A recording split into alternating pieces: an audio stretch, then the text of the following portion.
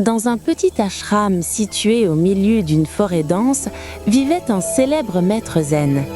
Des gens de divers horizons venaient le voir à la recherche de la paix de l'esprit et de la sagesse spirituelle. Un jour, un grand philosophe, très fier de son éducation et de ses connaissances mondaines, vint rencontrer le maître.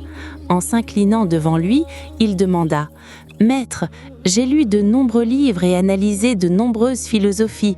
Cependant, il n'y a toujours pas de paix dans mon esprit. Que dois-je faire pour purifier mon esprit et passer au niveau supérieur de la spiritualité ?» Même en parlant, il n'arrêtait pas de déballer les philosophies qu'il connaissait et le savoir qu'il avait acquis. Son seul objectif était de montrer à quel point il était un grand intellectuel. Le maître écoutait ses paroles calmement, sans aucune interruption. Après un moment, le maître dit « D'accord, avant de parler de cela, prenons un peu de thé. » Et il prépara du thé pour tous les deux. Il plaça une tasse de thé vide devant le philosophe. Le maître prit la théière et commença à verser du thé dans la tasse du philosophe. La tasse se remplit lentement. Cependant, même après que la tasse fut pleine, le maître ne s'arrêta pas de verser. Le thé déborda du bord de la tasse, se répandit sur le sol et commença à couler. En voyant cela, le philosophe devint anxieux. « Maître, arrêtez! La tasse est déjà pleine. Il n'y a plus de place pour une seule goutte de thé de plus !» s'écria-t-il. Le maître s'arrêta et posa la théière.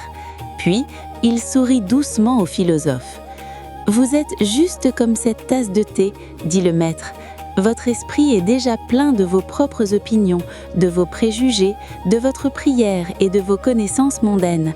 Sans d'abord vider votre tasse, votre esprit, comment puis-je vous transmettre la paix et la sagesse ?»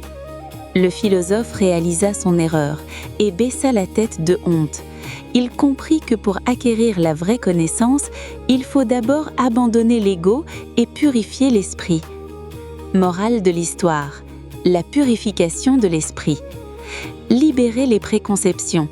Si nous voulons apprendre de nouvelles choses ou atteindre la paix de l'esprit, nous devons d'abord rejeter l'ego et la mentalité du « je sais tout » qui réside en nous. L'importance du vide. Seul un récipient vide peut être rempli de choses nouvelles et pures. De même, ce n'est que lorsque nous éliminons les pensées inutiles et gardons notre esprit vide, pur, que la vraie paix et clarté s'y installeront.